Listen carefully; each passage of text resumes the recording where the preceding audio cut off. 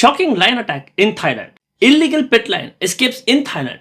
Mauls 11-year-old boy in shocking street attack. A horrifying incident unfolded in Thailand's Kanchanaburi province, where an illegally kept lion broke free from its restraint and mauled an 11-year-old boy, leaving him with serious injuries and deep emotional trauma. Now let's dig into this story together on the AI podcast. Okay, today we are diving deep into a story that honestly forces you to confront a pretty fundamental failure of regulation. This is really the definition of a local nightmare, isn't it? A massive predator, wild, loose in a quiet community, and then a near-fatal attack on a child.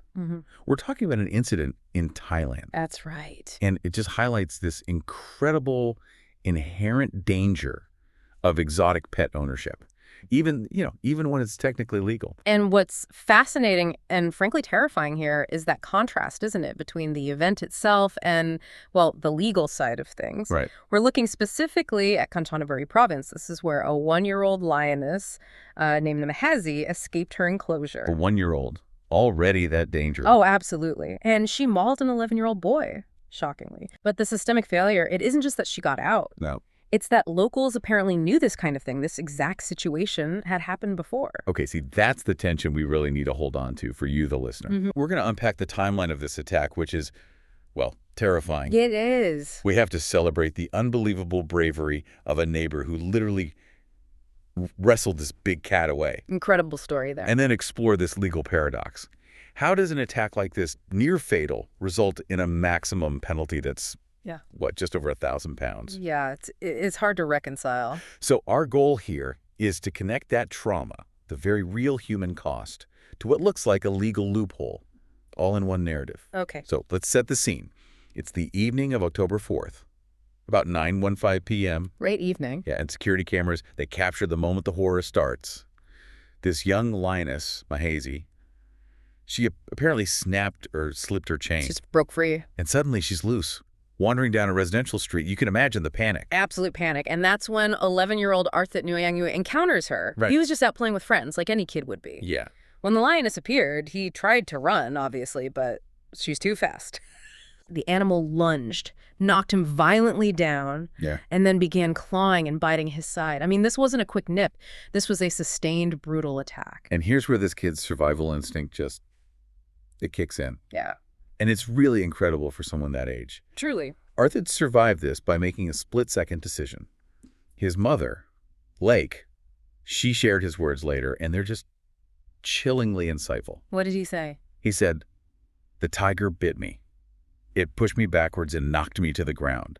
So I pretended to be dead because I knew if I struggled, I wouldn't survive." Wow. Wow. And just to pause and clarify for you listening. Yeah. The victim, Arthit, he referred to the animal as a tiger, which is likely, common local language for any big cat. Okay, right. Yeah. In general terms. Exactly. But the animal involved was definitely the lioness, Mahaesee. Still, that decision, playing dead, it bought him crucial seconds. But it wasn't just that, was it? What truly saved him was, well, astonishing courage from someone else. Pure courage from a neighbor. We really need to dedicate a moment to this hero. 43-year-old Sarawat Tukeo, known locally as P-Boy. The sources, they make it really clear. He didn't stop to think, didn't call police, didn't look for a weapon. No hesitation. He just reacted, rushed the lioness, started repeatedly striking the animal on the head. I mean, think about that. Hand-to-paw combat with a lion. It's almost unbelievable. And Sarawat, he got injured himself doing it. Right, he did. But he succeeded. He disrupted the attack, forced the lioness to let the boy go. That intervention, that was the absolute difference between severe injury and, well, likely death. Especially for a child that small. Definitely. They were both rushed straight to the hospital. And we should note, Arthit's injuries, they weren't simple. Sarawat was treated, sure, but Arthit needed extensive ongoing care. Yeah, the reports mention complications. In a really terrible twist, his wounds actually had to be reopened at one point because of excessive bleeding. So this wasn't a quick fix. This was a real fight for his health, all stemming from that moment. A fight anchored by that memory, too, of playing dead on the pavement. Awful. Okay, so the immediate crisis, it passed thanks to a hero. But that heroism, it quickly shifts the focus, doesn't it? To responsibility. And negligence. Systemic negligence, perhaps. Let's pivot to the owner. He's 32-year-old Parina Parkpoom. He rushes out, secures Mahaesee eventually, and apologizes. Profusely. Admitted negligence. Yeah, pledged to cover all medical expenses. He said the accident was, quote, entirely my fault because he didn't realize the chain had broken. Okay.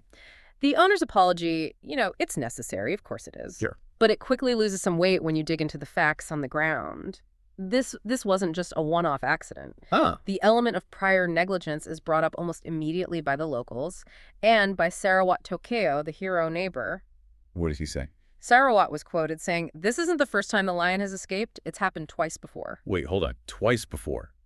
They knew. Apparently so. The sources suggest the community knew this was basically a ticking time bomb. Yeah. This big cat had already escaped twice. That's what's reported.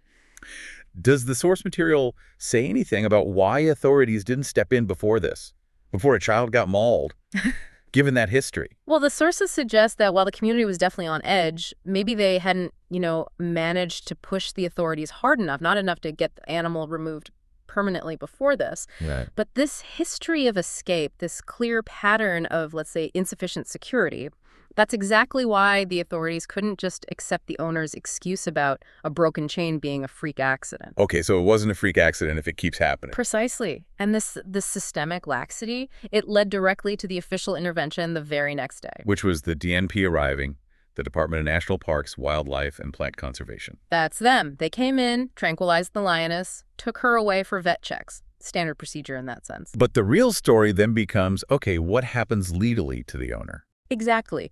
Perinya Parkpoom was officially charged. It's under Thailand's Wildlife Conservation and Protection Act. Okay. And the specific charge, it falls under Article 15. Now, what's crucial for you to understand about Article 15 is that it basically prohibits permit holders from releasing a wild animal.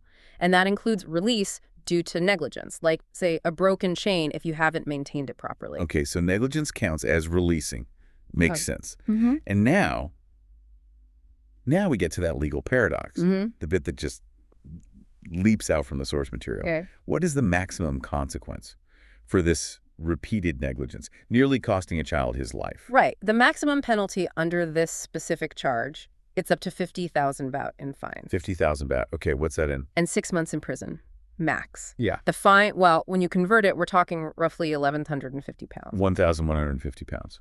That's the maximum fine stated. Authorities did use the case, to stress it should be a warning. Some warning. But yeah, that warning comes with an astonishingly low potential price tag, doesn't it? Okay. Especially given the level of risk involved for the whole community. It just forces you to ask, is the legal system basically valuing a child's near-death experience caused by what sounds like 3 known instances of negligence at barely over 1,000 pounds? It highlights a profound mismatch, doesn't it, between the actual threat and the penalty on the books. It absolutely does. And this takes us right to the core legal context here, which is, well, the surprising fact that keeping these animals might be legal at all. Exactly. So what is the deal with lion ownership in Thailand? Was this guy operating illegally, some underground thing? Not according to the sources, no. What's actually fascinating, or maybe alarming, is that keeping a lion as a pet in Thailand is legal. It is. Yes, but only under very strict regulated conditions. You need specific permits from the DNP, you have to register the animal, get it microchipped.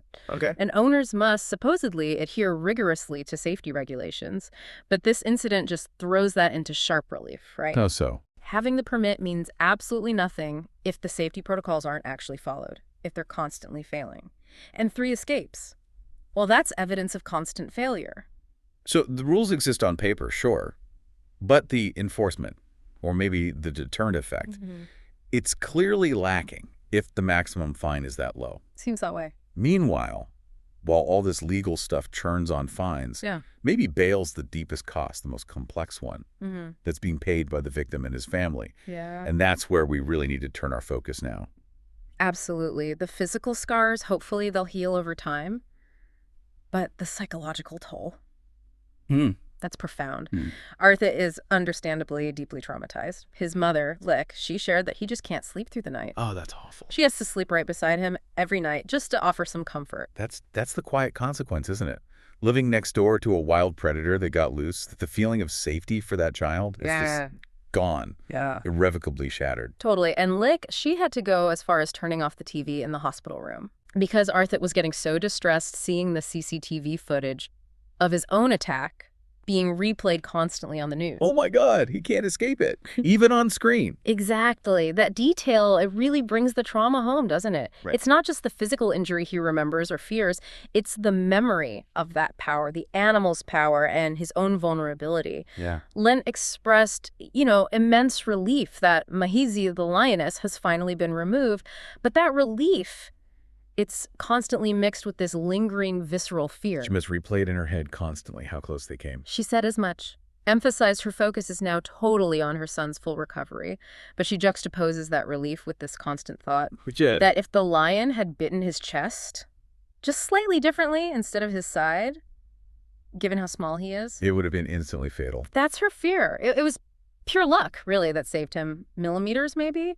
And luck, as you said, is not a safety strategy. Mm-hmm. Especially not with a big cat. Not at all. And this whole tragedy, captured so vividly on camera, detailed by the victim's own chilling words about playing dead, it's absolutely renewed the public debate over there. Understandably. If we connect this to the bigger picture now, the entire country is sort of asking, should these exotic, inherently dangerous animals, regardless of whether they have a microchip and a piece of paper, should they be allowed in private ownership at all? Right. Given the massive consequences when, and it feels like when, not if, negligence occurs. Precisely. So wrapping this up for you, the listener, what does this all mean? We've seen this shocking reality, haven't we? That lion ownership is possible right there in a suburban setting. Mm-hmm. We've seen the dire, nearly fatal consequences of what seems like repeated negligence that locals apparently knew about. Yeah, the prior escapes are key. And the profound, instantaneous difference a single act of incredible neighborly bravery made. That's the human element, isn't it? But the systemic message. Yeah. The key takeaway authorities are trying to send, even if it's undermined by that low penalty, is that permits and laws, they're only effective if strict, verifiable safety protocols are maintained. Always. Especially with wild animals. Especially with inherently wild and dangerous animals, yeah. Yeah. The safety margin has to be absolute zero tolerance for error, especially when there's a documented history of prior escapes. And that low fine, the maximum 6 months, it just doesn't seem to reflect the level of risk that owners continuously put that community under. It really doesn't. Which brings us then to our final provocative thought, something for you to mull over. Okay.